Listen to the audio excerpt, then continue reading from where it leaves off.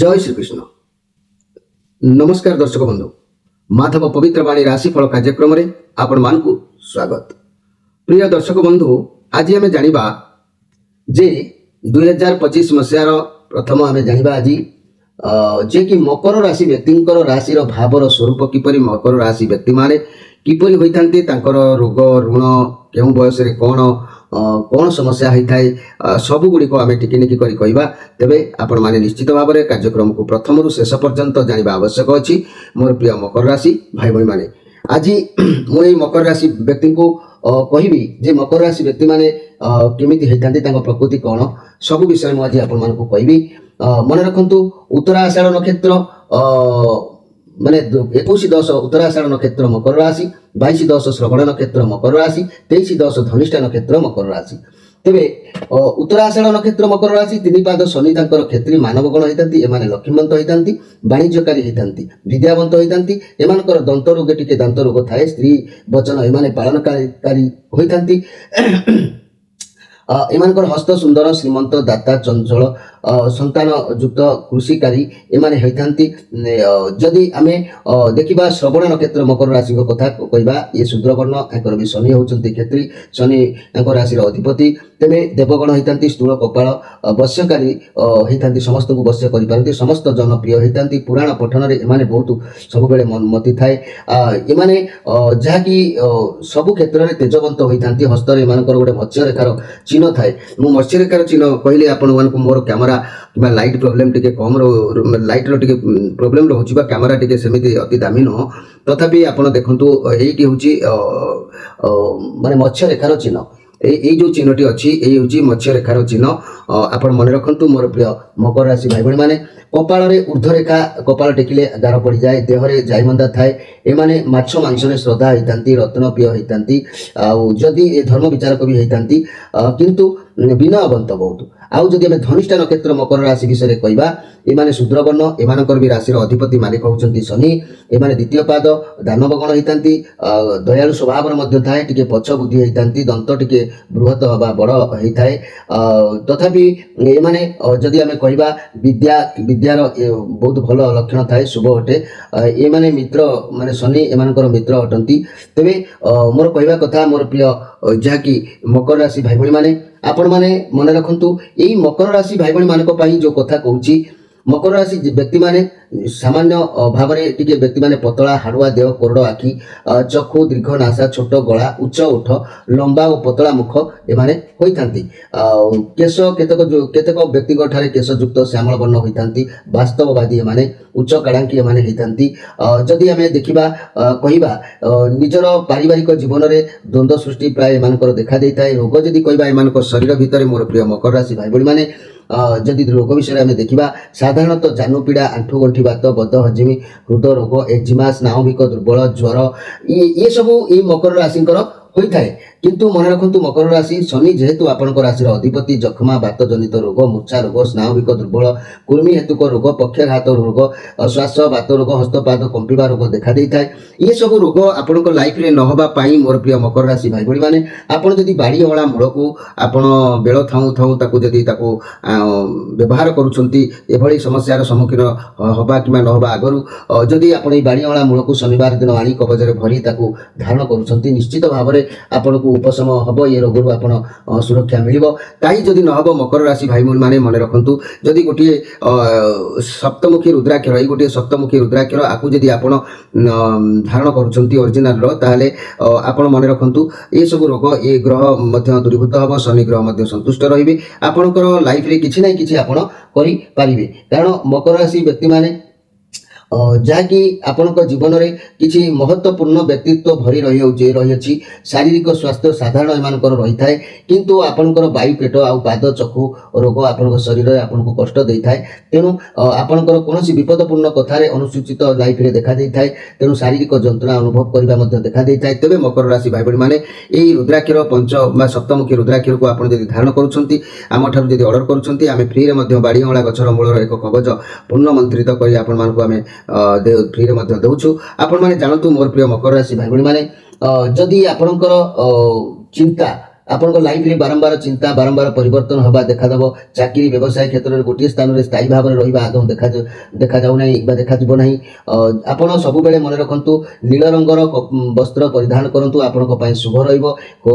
ତେବେ ନୀଳ ରଙ୍ଗର ପ୍ରାୟ ରୁମାଲ ହଉ ବା ପ୍ୟାଣ୍ଟ ସାର୍ଟ ହଉ ବା ମହିଳାମାନେ ଶାଢ଼ୀ ସାୟା ବ୍ଲାଉଜ ଇତ୍ୟାଦି ଯାହା ବି ହଉ ବ୍ୟବହାର କରିବା ଆବଶ୍ୟକ ଅଛି, କାହିଁକିନା ଆପଣଙ୍କ ରାଶିର ଅଧିପତି ଗ୍ରହ ହେଉଛନ୍ତି ଶନି। ବୈଶ୍ୟବର୍ଣ୍ଣ ପୃଥ୍ୱୀ ତତ୍ତ୍ୱ, ସ୍ଥିର ସଂଜ୍ଞା, ଥଣ୍ଡା ସ୍ୱଭାବ, ବ୍ୟୟ ପ୍ରକୃତି, ପାରିବାରିକ କ୍ଷେତ୍ରରେ ମନୋନିବେଶ, ପତ୍ନୀଙ୍କର ଆଜ୍ଞା ପାଳନକାରୀ ମକର ରାଶି ବ୍ୟକ୍ତିମାନେ ହୋଇଥାନ୍ତି। ଯଦି ଆମେ କହିବା ଏଇ ମକର ରାଶି ବ୍ୟକ୍ତିମାନଙ୍କ କଥା, ସାଧାରଣତଃ ଏଇ ମକର ରାଶି ଭାଇ ଭଉଣୀମାନେ 23 ବର୍ଷ ଠାରୁ 26 ବର୍ଷ ମଧ୍ୟରେ ଏମାନଙ୍କର ବିବାହ ଯୋଗ ମଧ୍ୟ ହୋଇଥାଏ। ନତୁବା ଯେଉଁମାନଙ୍କର 26 ବର୍ଷ ଭିତରେ ବିବାହର ନ ହେଇପାରିଲା ତାମାନେ 35 ବର୍ଷ ମଧ୍ୟରେ ଯାଇକି ବିବାହର ହୋଇଥାଏ। ପୂର୍ବରୁ ମୁଁ କହିଛି ପୁତ୍ର ସନ୍ତାନ ଠାରୁ ଏମାନଙ୍କର କନ୍ୟା ସନ୍ତାନ ମଧ୍ୟ ବହୁତ ଅଧିକ ହୋଇଥାନ୍ତି, ଯାହାକି ଏଇ ମକର ରାଶି ଭାଇ ଭଉଣୀମାନେ କୌଣସି କଥାରେ ଆପଣ ଗମ୍ଭୀରତାର ସହିତ ଦାର୍ଶନିକ ପଦ୍ଧତିରେ ଚିନ୍ତା କରି ଠିକ୍ କି ବେଠିକ୍ ତା ନିର୍ଣ୍ଣୟ କରି ଅଧ୍ୟୟନ କରିବା ଆପଣଙ୍କର ଗୋଟେ ଲକ୍ଷ୍ୟ ରହେ। ତେବେ ମନେ ରଖନ୍ତୁ ଆପଣଙ୍କ ମଧ୍ୟରେ କେହି ବହୁ ଧନୀ ହେଇଥାନ୍ତି ମକର ରାଶି ଭାଇ ଭଉଣୀମାନେ, କେହି ବି ବହୁ ଗରିବ ବି ହେଇଥାନ୍ତି। କାହିଁକି ହେଇଥାନ୍ତି ଏହାର ନିୟମ ମାନେ ରାଶି ଗରିବ ହେଲେ ବି ମଧ୍ୟ ଶନି ହେଉଛନ୍ତି ତାଙ୍କର ଅଧିପତି ଗ୍ରହ ଏବଂ ଧନୀ ହେଲେ ବି ମଧ୍ୟ ତାଙ୍କର ଶନି ହେଉଛନ୍ତି ଅଧିପତି ଗ୍ରହ। ତେଣୁ ଆପଣ ସବୁବେଳେ ଶନିକୁ ସନ୍ତୁଷ୍ଟ କରିବାକୁ ହେଲେ ବାଡ଼ି ଅଁଳାର ଗୋଟିଏ କବଚ ଧାରଣ କରନ୍ତୁ, ନହେଲେ ଏଇ ସପ୍ତମୁଖୀ ରୁଦ୍ରାକ୍ଷର ଗୋଟିଏ ଆପଣ ଧାରଣ କରନ୍ତୁ। ଦେଖିବେ ଇଏ ଯେତେବେଳେ ଆପଣଙ୍କ ବ୍ଲଡ଼ ସହିତ ମିଶିବ ସେତେବେଳେ ଆପଣଙ୍କର ପରିସ୍ଥିତି ନିଶ୍ଚିତ ଭାବରେ ପରିବର୍ତ୍ତନକୁ ଆସିବ। ଆପଣ ମନେ ରଖନ୍ତୁ ମୋର ପ୍ରିୟ ମକର ରାଶି, ଆପଣଙ୍କ ପକ୍ଷେ ଜୁଲାଇ ମାସଟି ପ୍ରତିବର୍ଷ ଜୁଲାଇ ମାସଟି 8 ତାରିଖ 9 ତାରିଖ 12 ତାରିଖ 22 ତାରିଖ 23 ତାରିଖ ଦିନ ଗୁଡ଼ିକ ବିଶେଷ କ୍ଷତିକାରକ ଦିନ। ଏହାଛଡ଼ା ଆପଣଙ୍କ ପାଇଁ ମଙ୍ଗଳବାର ଦିନ ଘାତବାର ଅଟେ। ପ୍ରିୟ ମକର ରାଶି ଭାଇ ଭଉଣୀମାନେ ଆପଣ ମଧ୍ୟ ପ୍ରତି ମଙ୍ଗଳବାର ଆପଣ କେୟାରଫୁଲ ଭାବରେ ରହିବା ଆବଶ୍ୟକ ଅଛି। ମୁଁ ଯଦି କହିବି ଏଇ ମକର ରାଶି ଭାଇ ଭଉଣୀମାନଙ୍କ କଥା, 15 କିମ୍ବା 16 ବର୍ଷ ପର୍ଯ୍ୟନ୍ତ ଏମାନେ କିମ୍ବା 32 ରୁ 50 ବର୍ଷ ପର୍ଯ୍ୟନ୍ତ ସମୟ ଅତୀବ ସୁଖଦାୟ ହୋଇଥାଏ ଏହି ବୟସମାନଙ୍କ ମଧ୍ୟରେ। ଯଦି ସୁଖ ଶାନ୍ତି, ସ୍ତ୍ରୀ ସୁଖ, ଭୂସମ୍ପତ୍ତି ପ୍ରାପ୍ତି, ଅର୍ଥ ଲାଭ, ଲଟେରୀ ଆଦିରେ ଧନ ପ୍ରାପ୍ତି, ସନ୍ତାନ ସୁଖ ଆଦି ବହୁ ଶୁଭ ଫଳ ଏମାନେ ପାଇଥାନ୍ତି। ବିଶେଷ ଦୁଃଖଦାୟକ କଥା ହେଉଛି ଏହା ଯେ ପିତା କିମ୍ବା ମାତାଙ୍କର ମୃତ୍ୟୁ ଯୋଗୁଁ 16 ବର୍ଷ ଠାରୁ 32 ବର୍ଷ ବୟସ ମାନେ ସମୟରେ ଅର୍ଥ ସଂଗ୍ରହ କରିବା ଟିକେ ଅଶୁଭ ଫଳ ଦେଖା ଦେଇଥାଏ। ବ୍ୟବସାୟ କର୍ମକ୍ଷେତ୍ରରେ ଉଚ୍ଚ ପଦବୀ ସଂଗ୍ରହରେ ପୂର୍ଣ୍ଣ ସଫଳତା ଏମାନେ ପାଇଥାନ୍ତି। ତେବେ ମୋର ପ୍ରିୟ ମକର ରାଶି ଭାଇ ଭଉଣୀମାନେ ବଡ଼ ବଡ଼ ଲୋକମାନଙ୍କ ସହିତ ସ୍ନେହ ସମ୍ପର୍କ ଏମାନଙ୍କର ଭଲ ଥାଏ। ହୃଦୟରେ ସ୍ୱାଭିମାନ, ବିଦ୍ୟା ପ୍ରଭାବ, କାଳ କୌଶଳ ପାଇଁ ଗର୍ବିତ ହୋଇଥାନ୍ତି। 42 ବର୍ଷ କିମ୍ବା 51 ବର୍ଷରୁ 52 ବର୍ଷ ମଧ୍ୟରେ ଅସାଧ୍ୟ ରୋଗ ମଧ୍ୟ ଏମାନଙ୍କ ଉପରେ ପ୍ରଭାବ ପକାଇଥାଏ। ଏସବୁ ପ୍ରଭାବ ନ ପଡ଼ିବା ପାଇଁ ମୁଁ ବାରମ୍ବାର ମଧ୍ୟ କହୁଛି, ମାଧବ ପବିତ୍ରବାଣୀ କାର୍ଯ୍ୟକ୍ରମ ଯେଉଁ ଭାଇ ଭଉଣୀମାନେ ଦେଖୁଛନ୍ତି, ମୁଁ ଭାବୁଛି ସେମାନଙ୍କର ନିଶ୍ଚିତ ଭାବରେ ଭଗବାନ ସେମାନଙ୍କୁ ଚାହୁଁଛନ୍ତି ଦେଖିବା ପାଇଁ, କାରଣ ସେମାନେ କିଛି ଜାଣିବା ଦରକାର ଅଛି। ସେମାନେ ଏଇ ରୁଦ୍ରାକ୍ଷର ପିନ୍ଧିବା ଦରକାର କୌଣସି ବିପଦ ପଡ଼ିବା ଆଗରୁ କୌଣସି, କାରଣ ଆମେ ଏଇ ଯେଉଁ ରୁଦ୍ରାକ୍ଷର ଦେଉଛୁ ଆମେ ବିଶିଷ୍ଟ ବ୍ରାହ୍ମଣଙ୍କ ସହିତ ପୂର୍ଣ୍ଣ ଆଳତି କରି ତାର ତ୍ରୁଟି ମାର୍ଜତ୍ୟ କରି ଆପଣଙ୍କୁ ପ୍ରଦାନ କରୁଛୁ। ଆପଣମାନେ ଯଦି ଏହାକୁ ଧାରଣ କରୁଛନ୍ତି ଏସବୁ ସମସ୍ୟା ଲାଇଫରେ ମଧ୍ୟ କମିଯାଇପାରେ ନିଶ୍ଚିତ। ମକର ରାଶି ବ୍ୟକ୍ତିମାନେ ସାଧାରଣତଃ ଧାର୍ମିକ ବୃତ୍ତି, ଦୟାଳୁ, ଭୋଜନ ପ୍ରେମୀ, ପ୍ରବଳ ଇଚ୍ଛା, ଏମାନଙ୍କ ଲେଖାପଢ଼ା ରଚନାତ୍ମକ କାର୍ଯ୍ୟରେ ବିଶେଷ ଆଗ୍ରହ ଥାନ୍ତି। ଦାମ୍ପତ୍ୟ ଜୀବନରେ ପତି ପତ୍ନୀଙ୍କର ବିଶେଷ ସୁଖରେ ନହେଲେ ମଧ୍ୟ ଯଥାତଥା ଚଳନୀୟ ଭାବରେ ଏମାନଙ୍କର ହୋଇଥାଏ। କିନ୍ତୁ ବିଦ୍ୟା, ଯେଉଁମାନେ ବିଦ୍ୟା କ୍ଷେତ୍ରର କଥା କହିବି, ବିଦ୍ୟା ଅଧ୍ୟୟନ ଅଳ୍ପ, ଆଉ ଶିବ ଦୁର୍ଗାଙ୍କ ଠାରେ ଏମାନଙ୍କର ଭକ୍ତି ଭାବ ମଧ୍ୟ ଥାଏ। ମନେ ରଖନ୍ତୁ ମୋର ପ୍ରିୟ ମକର ରାଶି ଭାଇ ଭଉଣୀମାନେ, ଯଦି ଏଇ ମକର ରାଶି ଭାଇ ଭଉଣୀମାନଙ୍କ କଥା କହିବି, ଶରୀରରେ ସର୍ବଦା ବିନ୍ଧା ଚିଟିକା ରୋଗ, ହାତ ପାଦ ବ୍ୟଥା, ମୂତ୍ର ସମ୍ବନ୍ଧୀୟ ମାନେ ମୂତ୍ର ସମ୍ବନ୍ଧୀୟ ରୋଗ, ଚର୍ମ ରୋଗ, ଘା ଆଦି ରୋଗ ବେଳେ ବେଳେ ବି ମଧ୍ୟ ଏମାନେ ପୀଡ଼ିତ ହୋଇଥାନ୍ତି। ଆପଣଙ୍କ ରାଶି ଅଧିପତି ଯେହେତୁ ଶନି ଏପରି ପରାକ୍ରମଶାଳୀ ଗ୍ରହ ଯାହାକି ସେ ଆପଣଙ୍କୁ କେତେବେଳେ ରାଜା ତ କେତେବେଳେ ଫକୀର କରିଦେଇ ପାରନ୍ତି। ତେଣୁ ମକର ରାଶି, ସେଥିପାଇଁ ମୁଁ ବାରମ୍ବାର ମଧ୍ୟ ସେଇ ଗୋଟିଏ କଥା କହୁଛି, ଏଇ ସାତମୁଖୀ ରୁଦ୍ରାକ୍ଷରକୁ ଆପଣମାନେ ଧାରଣ କରିବା ଆବଶ୍ୟକ ଅଛି। ତେବେ ତା ଶନି ଯେତେ ସନ୍ତୁଷ୍ଟ ରହିବେ ଆପଣ ସେତେ ଲାଭାନ୍ୱିତ ରହିବେ, କାରଣ ବିଭିନ୍ନ ସମସ୍ୟା ବିଭିନ୍ନ କର୍ମ କରି ଆପଣଙ୍କୁ ସମୟ ହେଉନଥିବ ଶନିଦେବଙ୍କୁ ଦର୍ଶନ କରିବା, ଶନିଦେବଙ୍କ ମନ୍ତ୍ର ଜପ କରିବା, ଶନିଦେବଙ୍କର କିଛି ଗୋଟେ କାର୍ଯ୍ୟ କରିବା। ତେଣୁ ଏଇ ଜିନିଷ ଯଦି ଆପଣ ବ୍ୟବହାର କରୁଛନ୍ତି ନିଶ୍ଚିତ ଭାବରେ ଆପଣଙ୍କୁ ଅନେକ କ୍ଷେତ୍ରରେ ସଫଳତା ପ୍ରଦାନ କରିବ, କାରଣ ଶନି ମହାରାଜ ସର୍ବଦା ସନ୍ତୁଷ୍ଟ କରିବାକୁ ଯାଏ, ତାଙ୍କର ଶାନ୍ତି ହୋମ ମେଳା ପୂଜା ଆଦି କରିଲେ ଭଲ ହେବ। ତା ବ୍ୟତୀତ ଶନିଙ୍କର ଅଧିଷ୍ଠାତ୍ରୀ ଦେବୀ ଦକ୍ଷିଣ କାଳିକା, ଏଣୁ ଏହି ଦକ୍ଷିଣ କାଳିକାଙ୍କୁ ଆରାଧନା କରିବା ଆଉ ତାଙ୍କର ଉପବାସ କଲେ ମଧ୍ୟ ଶନି ଗ୍ରହ ସନ୍ତୁଷ୍ଟ ଆପଣଙ୍କ ଜୀବନରେ ହୋଇଥାନ୍ତି। ପ୍ରିୟ ମକର ରାଶି ଭାଇ ଭଉଣୀମାନେ, ଶନିଙ୍କର ପ୍ରସନ୍ନତା ପାଇଁ ବଟ ବୃକ୍ଷକୁ ମାନେ ଦୈନନ୍ଦିନ ତୈଳ ପ୍ରଦୀପ ପ୍ରଦାନ କଲେ, ବୃକ୍ଷର ଜଳ ଦେଲେ ଏହା ମଧ୍ୟ ଶାନ୍ତିଦାୟକ ହୋଇଥାଏ। ତେବେ ଏଇ ଯେଉଁ ମକର ରାଶି ବିଷୟରେ ମୁଁ ବାରମ୍ବାର ସେଇ ଗୋଟିଏ କଥା କହି ଆସୁଛି। ମକର ରାଶି ମହିଳାମାନଙ୍କ କଥା ଯଦି ମୁଁ କହିବି, ମନେ ରଖନ୍ତୁ ଏଇ ମକର ରାଶି ମହିଳାମାନେ ସାଧାରଣତଃ ବେଶୀ ସୁନ୍ଦର ହେବା ଜଣାଯାଏ। କାରଣ ଏତତ୍ ବ୍ୟତୀତ ଏହି ମହିଳା ସୌଭାଗ୍ୟଶାଳିନୀ ହୋଇଥାନ୍ତି, ପ୍ରତିବ୍ରତା ମଧ୍ୟ ହୋଇଥାନ୍ତି।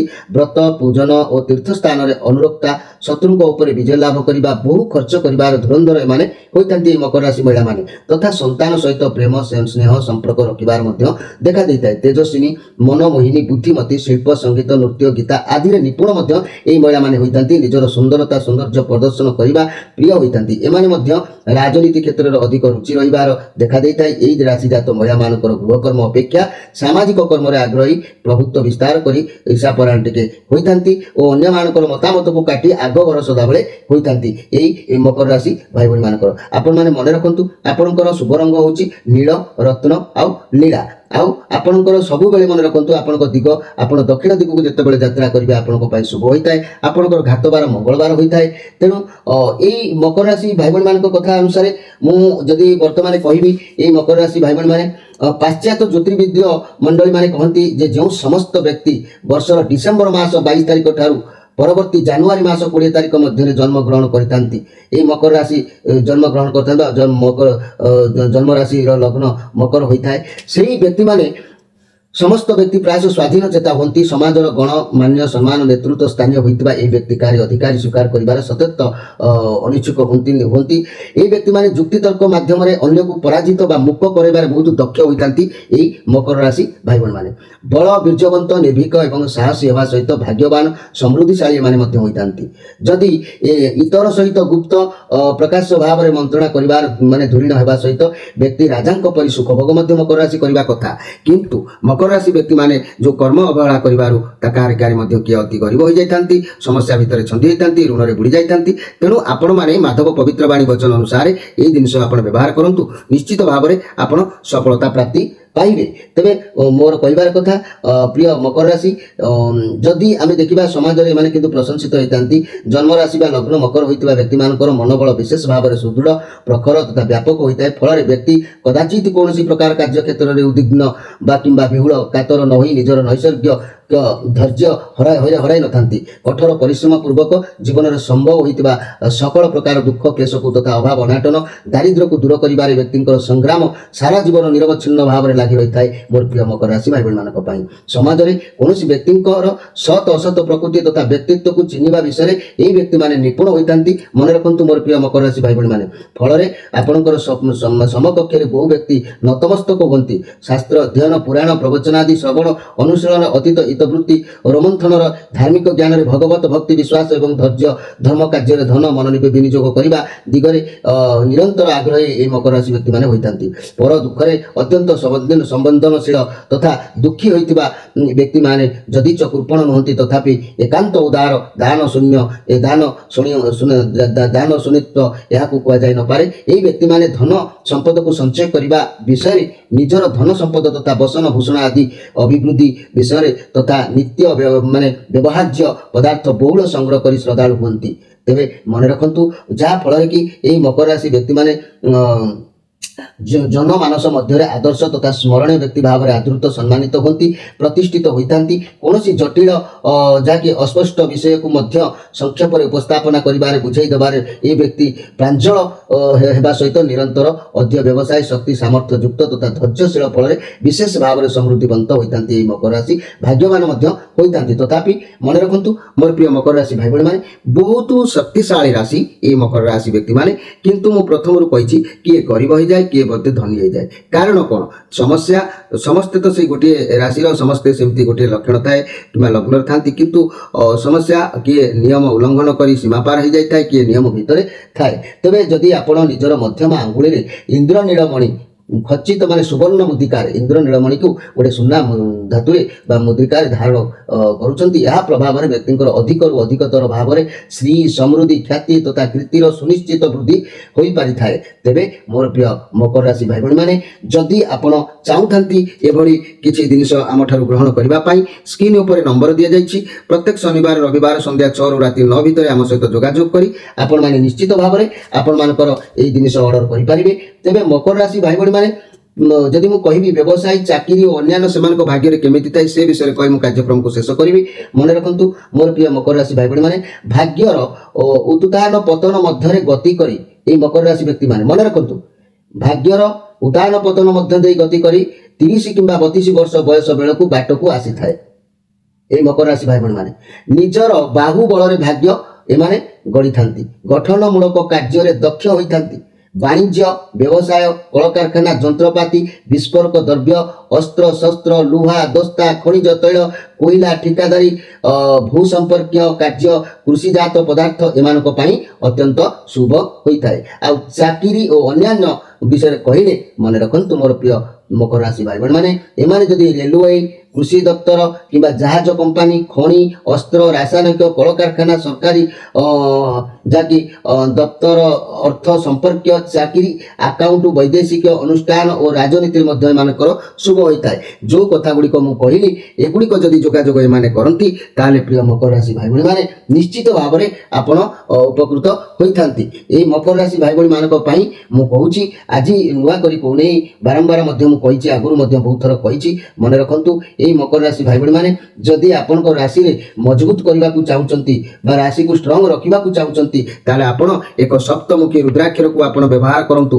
ଏହି ସପ୍ତମୁଖୀ ରୁଦ୍ରାକ୍ଷର ଆପଣ ଧାରଣ କଲେ କ'ଣ ହୋଇଥାଏ ନା ଶନି ମହାରାଜ ନିଶ୍ଚିତ ଭାବରେ ସନ୍ତୁଷ୍ଟ ହୋଇଥାନ୍ତି।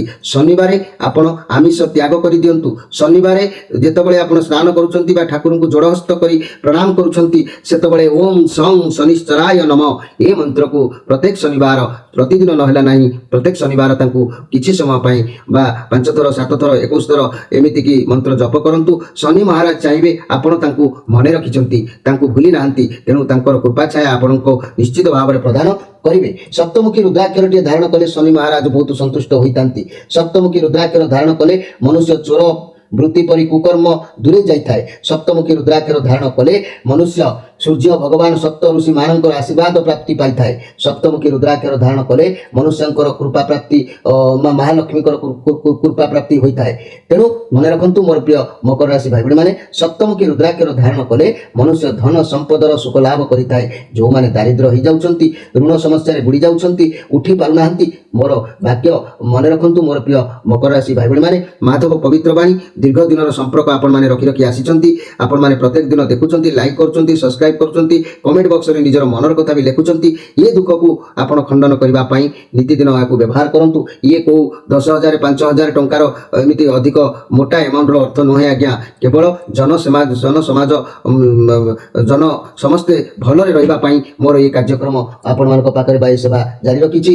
ତେବେ ସପ୍ତମୁଖୀ ରୁଦ୍ରାକ୍ଷର ଧାରଣ କଲେ ମନୁଷ୍ୟ ଧନ ସମ୍ପଦର ସୁଖ ଲାଭ କରିବା ସହିତ ସପ୍ତମୁଖୀ ରୁଦ୍ରାକ୍ଷରକୁ ସପ୍ତ ମାତୃକା ଭାବରେ ପ୍ରମାଣ କରାଯାଇଛି। ବ୍ରାହ୍ମଣୀ, ମାହେଶ୍ୱରୀ, ବୈଷ୍ଣବୀ, ବାରାହୀ, ରୁଦ୍ରାଣୀ, ଚାମୁଣ୍ଡାଙ୍କର ପ୍ରତ୍ୟେକ ସ୍ୱରୂପ ଭାବରେ ବିଚାର କରାଯାଇଛି। ସପ୍ତମୁଖୀ ରୁଦ୍ରାକ୍ଷର ଧାରଣ କଲେ ମନୁଷ୍ୟ ବୃତ୍ତି, ବ୍ୟବସାୟ, ସୁଖ ତଥା ଉନ୍ନତି ଲାଭ ନିଶ୍ଚିତ ଭାବରେ କରିଥାଏ। ଆପଣମାନଙ୍କୁ ଅନୁରୋଧ କରୁଛି ନିଶ୍ଚିତ ଭାବରେ ଯୋଗାଯୋଗ କରି ଅର୍ଡର କରନ୍ତୁ କିମ୍ବା ଅନ୍ୟ କୋଉଠୁ ଯଦି ଆଣୁଛନ୍ତି ମୋ ସହିତ ଆଲୋଚନା କରି ଆଣନ୍ତୁ, ତଥାପି କିଛି ଫରକ ନାହିଁ। ତେବେ ମନେ ରଖନ୍ତୁ ମୋର ପ୍ରିୟ ମକର ରାଶି ଭାଇ ଭଉଣୀ ମାନେ ଗ୍ରହ ମାନେ କେମିତି କ'ଣ କେଉଁ ଗ୍ରହ କେତେ ବର୍ଷ ଆପଣଙ୍କର ଗତି କରିବ, କ'ଣ କରିବ, କି ପ୍ରଭାବ ରହିବ, କେଉଁ ଗ୍ରହ ମାର୍ଗଦଶା ରହିବ, କ'ଣ ଗୋଚର ଫଳ ରହିବ ସେ ବିଷୟରେ ତ କହିବା ସମ୍ଭବ ନୁହଁ। କାହିଁକି ନା ଯେହେତୁ ସବୁ କଥା କହିଲେ ଭିଡ଼ିଓଟି ଅଧିକ ଲମ୍ବା ହେଇଯାଉଛି, ତେଣୁ ମୁଁ ସର୍ଟ ଉପରେ ଖାଲି ଆପଣମାନଙ୍କୁ ଆପଣଙ୍କ ଲାଇଫରେ କେମିତି କ'ଣ ଘଟିବ, କେମିତି କ'ଣ ହେଲା এই ବିଷୟରେ ମୁଁ ଆପଣମାନଙ୍କୁ ସଂକ୍ଷେପରେ ବାର୍ତ୍ତା ଦେଇଛି। ଯଦି ମୋର କିଛି ତ୍ରୁଟି ମାର୍ଜନା ରହୁଥାଏ ଆପଣମାନେ ବିଜ୍ଞ ପଣ୍ଡିତ ଜ୍ଞାନୀ ଗୁଣୀଜନ ଆପଣମାନଙ୍କ ପାଖରେ ମୁଁ କ୍ଷମା ଚାହିଁବି, ମୋତେ କ୍ଷମା କରି ଆପଣମାନେ କାର୍ଯ୍ୟକ୍ରମ ନିଶ୍ଚିତ ଭାବରେ ଦେଖିବେ। ନମସ୍କାର।